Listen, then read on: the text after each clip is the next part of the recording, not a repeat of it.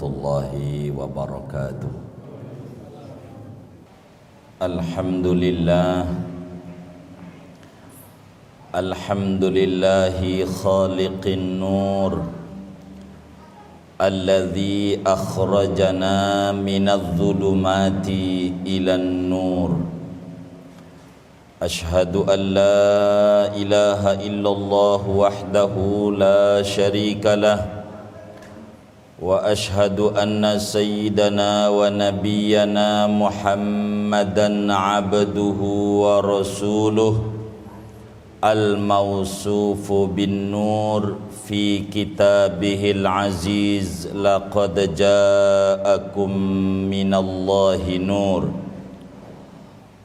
Allahumma fassalli wa sallim wa barik wa karim wa syarrif wa azim ala sayyidina wa habibina wa syafi'ina wa maulana Muhammad, nurin fawqa kulli nur, wa ala alihi wa ashabihi ahlil ma'ani wal asrari wan nur. Amma ba'du, faya ayyuhal muslimun ittaqullah, fa inna taqwa madaru kulli sa'adah, kama anna ittiba'al hawa ra'su kulli syaqawah. Fattaqullah faqad fazal muttaqun. Qala Allah ta'ala fi muhkami tanzilih, wa may yattaqillah yaj'al lahu makhraja wa yarzuqhu min haitsu la yahtasib. Shadaqallah wa ballagha Rasulullah sallallahu alaihi wasallam. Ma'asyiral muslimin, jamaah Jum'ah rahimakumullah. Satu di antara 14 surat yang ada di dalam Al-Quran ada namanya surat Luqman. Luqman ini, saudara, bukan nabi, bukan rasul.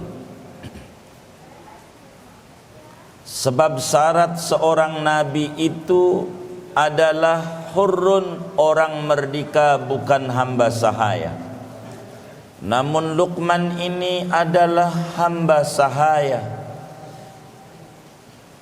Kenapa Luqman ini seorang muslim yang biasa, namun namanya diabadikan di dalam Al-Quran?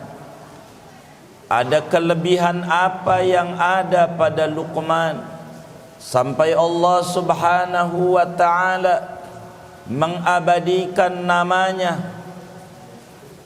di dalam kitab suci yang abadi sepanjang zaman? Syekh Muhammad Anas di dalam kitabnya Dalilus Sa'ilin menjelaskan rahasia di balik Luqman diabadikan namanya oleh Allah di dalam Al-Quran. Luqman ini, saudara, adalah seorang penggembala kambing. Orang biasa, hamba sahaya yang dimiliki oleh seorang tuan. Satu hari sang tuan panggil Luqman. Kata tuannya, Luqman, labbaik ya sayyidi, ada apa tuanku? Kata Luqman, tuannya berkata, tolong di bulan ini potong seekor kambing Luqman. Baik, kata Luqman. Lalu tuannya bilang, namun yang paling nikmat dan paling enak dari kambing itu bawa ke rumah buat saya. Yang tidak enak menurutmu tolong dibagi-bagikan kepada fakir miskin. Namun yang paling nikmatnya berikan kepada saya, dibawa pulang. Yang namanya hamba sahaya, titah tuannya harus dipatuhi. Dikerjakan oleh Luqman. Lalu kemudian dipotong kambing itu, dibagi-bagi. Dibawa pulang 2 kantong oleh Luqman. Tuannya berkata, apa yang paling nikmat dari kambing ini menurut Luqman? Dilihat kantong itu, ternyata isinya yang satu hati, yang satu adalah lidah. Maka tuannya berfikir menurut Luqman yang paling nikmat itu adalah hati kambing dan lidah kambing. Jamaah Jumat rahimakumullah, pada bulan berikutnya Luqman kemudian disuruh motong kambing lagi. Kata tuannya, Luqman, baik tuanku, potong kambing seekor. Namun yang paling nikmat menurutmu tolong dibagi kepada fakir miskin. Yang paling tidak enak dan busuk, jelek menurutmu buat saya. Baik tuan, begitulah kata Luqman. Kemudian dipotong kambing itu, saudara, lalu dibagi kepada fakir miskin dan dibawa pulang oleh Luqman ke rumah tuannya 2 kantong. Lalu diintip kantong itu, ternyata isinya lidah kambing dan hati kambing. Tuannya marah. Luqman, baik tuan, kamu ini tuli atau tidak? Tidak tuan. Lalu kenapa yang kamu bawa pulang adalah hati dan lidah lagi? Begini tuan, tuan pada bulan pertama, bulan yang duluan, menyuruh saya dibawa pulang yang paling nikmat, iya. Dan pada bulan ini nyuruh saya motong lagi dibawa pulang yang paling tidak enak, iya. Tapi kenapa isinya lidah dan hati lagi? Luqman berkata, saudara, begini tuan, kalau tuan bertanya kepada saya, maka menurut saya yang paling nikmat itu adalah lidah dan hati tuan. Bila lidah dan hati ini bagus, maka yang lain tuan akan dipandang bagus. Tapi bila lidah dan hati ini busuk tuan, maka yang lain tak punya nilai dan dipandang busuk. Tuannya faham bahwa budaknya ini bukan orang sembarangan, seorang yang memahami perjalanan spiritual, bahwa hidup itu kalau pengen bahagia bukan sekedar memakai protokol kesehatan, tapi muslim harus memakai protokol kebahagiaan. Sehat belum tentu bahagia, tapi bahagia fa insyaallah orang itu sehat. Oleh karena itu kata Luqman, bagaimana seorang itu kudu pandai menata hati dan mengelola lidahnya. Hubungan hati dan lidah ini, saudara, seperti hubungan teko dan mulut teko. Bila teko itu isinya kopi, akan keluar dari mulut teko adalah kopi. Bila teko itu isinya susu, akan keluar dari mulut teko itu adalah susu. Tidak ada ceritanya teko di dalamnya isinya susu, lalu keluar dari mulut teko adalah kopi. Tidak ada. Meski pada pengakuan kehidupan manusia pada umumnya ada, walaupun dalamnya itu adalah kopi, tapi walaupun di dalamnya isinya kopi, pengakuan mulutnya adalah susu.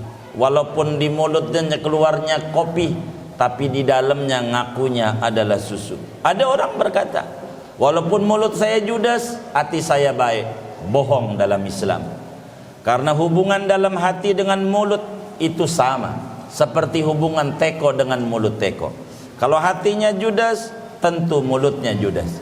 Mulut adalah gambaran hati. Karena itu saudara, yang harus dikuatkan adalah iman. Dari iman ini adanya dalam qalbu. Bila iman ini naik, maka fa insyaallah imun, kata Imam Ibnu Sina dalam kitab Al-Qanun fit Tib, 75% akan naik. Tapi bila iman menurun, maka imun dengan sendirinya akan menjadi menurun. Karena itu hal yang terpenting, bagaimana kita mengelola hati kita dan mengontrol lidah kita. dengan ini protokol kebahagiaan, fa insyaallah akan menjadi kita dapatkan dalam kehidupan kita sehari-hari. Wajar bila kemudian Rasulullah sallallahu alaihi wasallam dalam hadis yang sahih menyatakan, ala inna fil jasadi mudghah idza saluhat saluhal jasadu kullu wa idza fasadat fasadal jasadu kullu ala wahiyal qalbu. Ketahuilah di dalam tubuh manusia ada segumpal daging. Bila daging itu baik, maka yang lain menjadi baik. Bila daging itu busuk, maka yang lain itu adalah busuk, dan itulah yang disebut qalbu. Wal'iyadzu billah, ada di antara saudara kita kaum muslimin, kadang rumahnya dekat dengan masjid. Dari mulai bulan Sya'ban tidaklah Jumatan tidak sempat dia ke masjid. Karena dari kolbunya terfikir adalah wabah COVID-19 ini. Tapi anehnya, kalau Sabtu Minggu ke Parung nyampe.